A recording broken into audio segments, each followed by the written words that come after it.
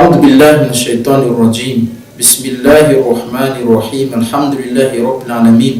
والصلاة والسلام على أشرف المرسلين محمد صلى الله عليه وسلم وعلى آله وأصحابه ومن اهتدى بهديه إلى يوم الدين ثم أما بعد السلام عليكم ورحمة الله وبركاته. Dia selazar funata lebina tuliskan tu Allah subhanahu wa ta'ala ari chudan taftaf wan lihira kama fatuku Muhammad sallallahu alaihi wasallam suan fiana kavin siro panaratia zari zinfikta stapaka ni fununa islamu insha Allah ta'ala rala isremalina janaisan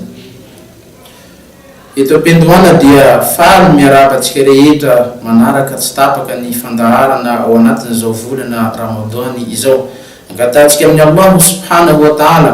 engene ni fampotsika rehetrarehetra sy ireo karazana asa soa izay natotrotsika mandritra ny volana Ramadan ty mba ekeny Allah subhanahu wa ta'ala sy anisan'ireo asa antony idiratsika ao anatin'izany paradisany Allah subhanahu wa ta'ala zany amin'ny andro farany insha Allah ta'ala. Androantsika dia iresadresaka mahakasika ny waqt na ny Ramadan wal waqt. Raha laisa ny marina janaisan ny volana Ramadan dia mampianatra atsika ary mandrisika atsika amin'ny mahazava-dehibe zany fotoana izany. Hitatsika izany fa ny fotoana na izany waqt izany ao anatin'izany volana Ramadan zany dia hitatsika mivelatra sy ampianariny Allah subhanahu wa ta'ala atsika fa ny fotoana izany eo amin'ny fiainan'ny mpino dia manandanja sy sarobidy tokoa. Raha jerentsika raha ohatra tsika mamakafakana zany boky masina ny Allah subhanahu wa ta'ala izany dia imbetraka Allah subhanahu wa ta'ala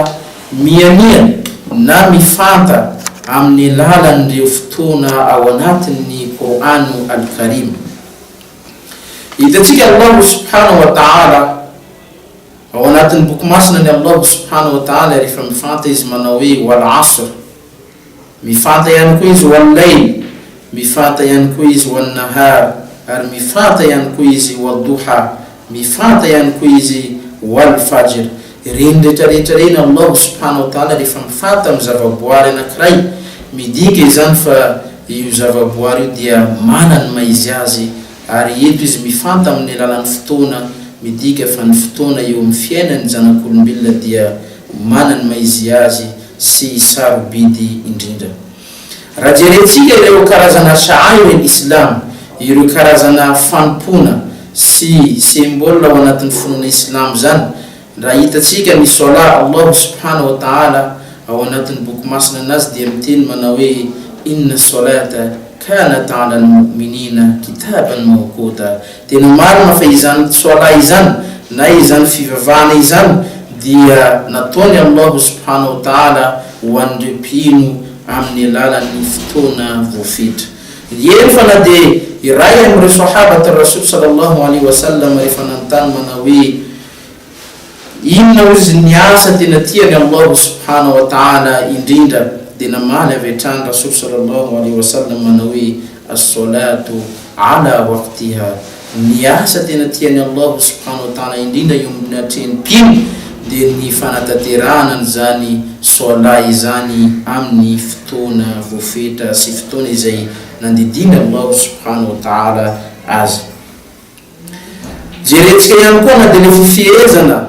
izay nodidina Allah subhanahu wa ta'ala atsika mandritra ny volana Ramadan izany rehefa Allah subhanahu wa ta'ala mitantara ny versena ny andiny masina mandidy atsika amin'izany fifehezana izany ao arinao Allah subhanahu wa ta'ala dia miteny amintsika manao hoe ayyaman ma'dudat. Izany andro ao anatin'ny volana Ramadan zany dia andro azo isain-tanana, andro vitimoa, andro sarobidy, andro manany maizy azy eo anatrehan'ny mpino islam. Raha hitatsika na dia le fotoana nandidina Allah subhanahu wa ta'ala atsika rehefa amany zany fifehezana izany dia mandeha amin'ny alalan'ny fotoana voafetra. Rehefa tsika andeha hianakana na mitsahatra amin'ny alalan'izany fisakafoanana izany dia nataony Allah subhanahu wa ta'ala amin'ny alalan'ny fotoana voafetra ihany koa izany raha laisa ilay maneny andisana. Dika izany midika izany fa ireo karazana fanompona rehetra ao anatin'ny finoana islam dia misy fifandraisana lehibe amin'ny lalana zany wakty na ny fotoana eo anatrehan'ny mpino sy ny zanak'olombelona rehetra. Raha jeretsika ihany koa na dia ny hajj, ny volana masina volana zilhajj, Allah subhanahu wa ta'ala rehefa nandidiny mpino anatanteraka an'izany hajj zany dia miteny Allah subhanahu wa ta'ala manao hoe al-hajju ashhurun ma'lumat. Izany hajj zany ambarany Allah subhanahu wa ta'ala dia volana efa voafetra sy efa voafatra, ka midika fa hoe ny fanompoana rehetra ao anatin'ny finoana islam raha laisany amareny anjana isany ao anatin'ny finoana islam dia misy fandraisany lehibe amin'ny lalany zany wakty na ny fotoana. Efa na dia lay zaka famoana ny apahany amin'ny arena ao anatin'ny finoana islam dia misy fandraisany amin'ny lalany zany wakty izany. Tsy afaka mamoaka ny zakany mpino anankiray raha tsy feno ny taona izay amoany an'izany zaka izany. Raha laisa ray amareny anjana isany ao anatin'ny finoana islam,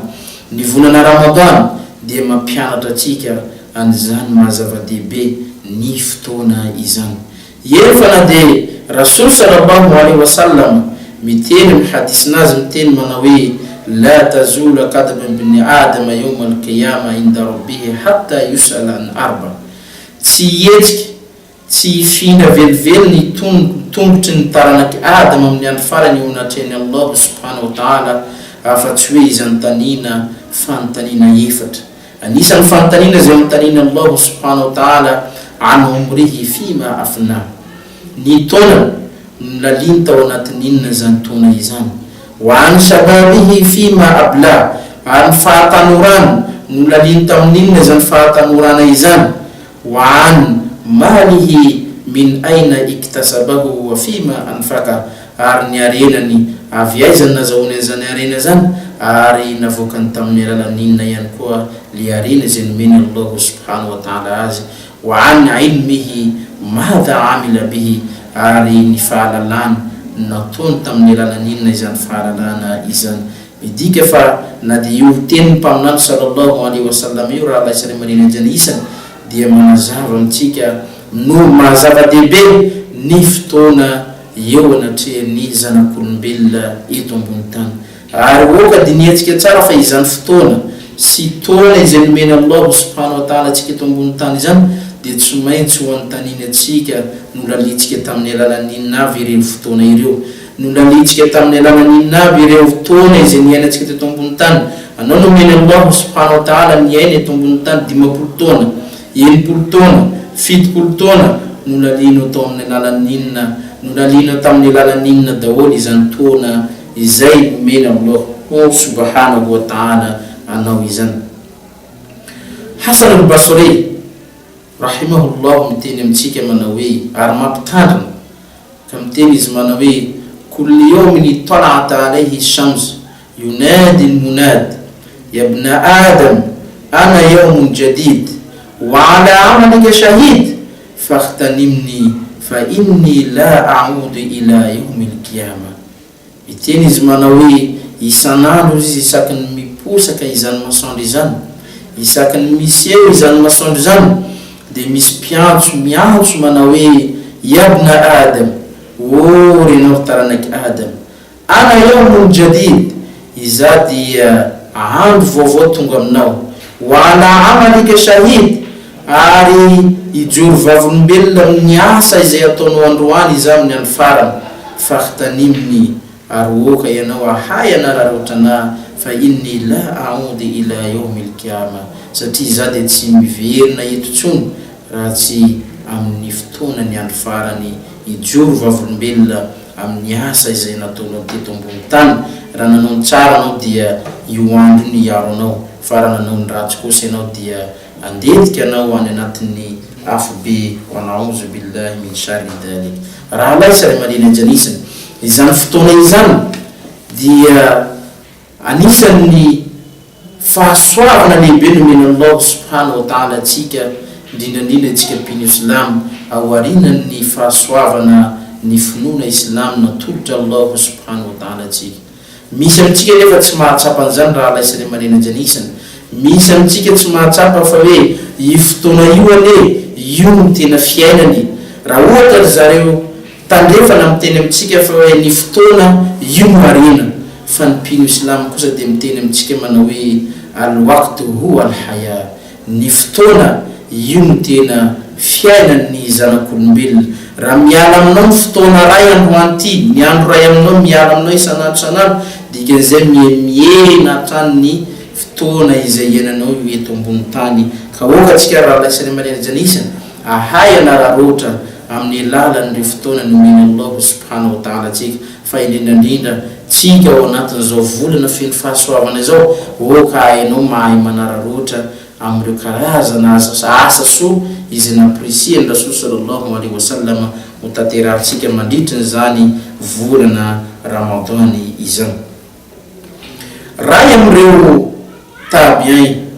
يقول المحاسب متين منوي والله لو كان الوقت يشترى بالمال لأنفقت كل أموالي غير خاسر أشتري بها أوقاتا لخدمة المسلمين.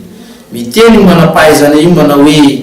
زوج دميفات من الله سبحانه وتعالى فراوت زان فتوني زان عازف ديمبولا عازف دينا من الهارينا دينا فوق كوافكوني أرينا كو mba hividianako an'ireo karazana fotoana amin'ireo zanak'olombelona eto ambony tany mba handeha mpandrosoko ny fiainan'ny mpino Islamo eto ambony tany. Dia nisy nanontany izy manao hoe mimman tashtariha, amin'ny fomba ahoana moa dia hividinao an'izany fotoana izany? Dia niteny izy manao hoe amin'iza dia hividiananao an'izany fotoana izany? Dia namaly izy manao hoe min al-farighin, vidiko fotoana io amin'ny alalan'ireo olona izay tsy miraharaha ilay fotoana, amin'ny alalan'ireo olona izay manary ny fotoanany amin'ny zavatra tsisy dikany, amin'ny alalan'ireo olona izay mifoana sy manao tsinotsinona an'izany fotoana izany eto ambony tany. Hitantsika raha laisany manena janisana fa raha mijery amin'ireo tantara n'ireo mpanaradian'ny Rasul sallallahu alaihi wasallam atsika maro ny tantara izay hitantaratra fa hoe nanaja sy nanenjika sy nahay nanararoatra ny fotoanany akitiny ireo mpanaradian'ny Rasul sallallahu alaihi wasallam. Hitantsika par exemple izy Sayyidina Usama ibn Zaid. Sayyidina Usama ibn Zaid izy teo amin'ny fahaenina ambin'ny folon'ny taona dia fa nitarika ny maramila ny mpino Islamo tamin'ny alalan'ny ady masina lehibe. Nefa izany mampanaradian'ny Rasul sallallahu alaihi wasallam Usama ibn Zaid zany nitarika nitondra n'izany maramila izany, nefa teo manoloana anazy nisan'ny ry Abu Bakr Siddiq, manoloana anazy ry Umar ibn Khattab, manoloana anazy ry Ali ibn Abi Talib, nefa Usama ibn Zaid no voateny fa hoe hitarika ny maramila mpino Islam andeha hiady amin'ireo olona izay niala tao anatin'ny finoana Islam rehefa maty Rasul sallallahu alaihi wasallam. Hitantsika amin'izany fa taonan'izany mpanaradian'ny Rasul sallallahu alaihi wasallam zany 9 taona monja, nefa izy efa navita nampandroso ny finoana Islam manerana an'izao tontolo izao. Hitantsika ihany koa fa na dia Muhammad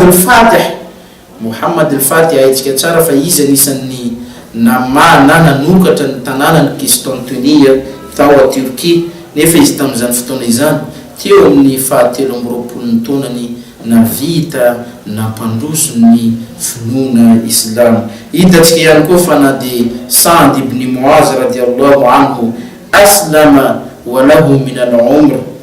30 aman, izy niditra tao anatin'izany finoana Islam zany nefa ny taonany teo amin'ny 30 taona, teo amin'ny 30 taona, ndraiky izy avy eo maty tamin'ny 730 taona. Nefa na dia zany aza io sahabat ar-Rasul sallallahu alaihi wasallam io ihtazza arshu ar-Rahman bimautihi, niozongozona sy nihetsiketsika ny seza fiandrianan'ny Allah subhanahu wa ta'ala noho ny fahafatesany izany mpanaradian'ny Rasul sallallahu alaihi wasallam Sa'd ibn Mu'adh. Ary tamin'ny vanim-potoana io rehefa nalevina izany mpanaradian'ny Rasul sallallahu alaihi wasallam Sa'd ibn Mu'adh dia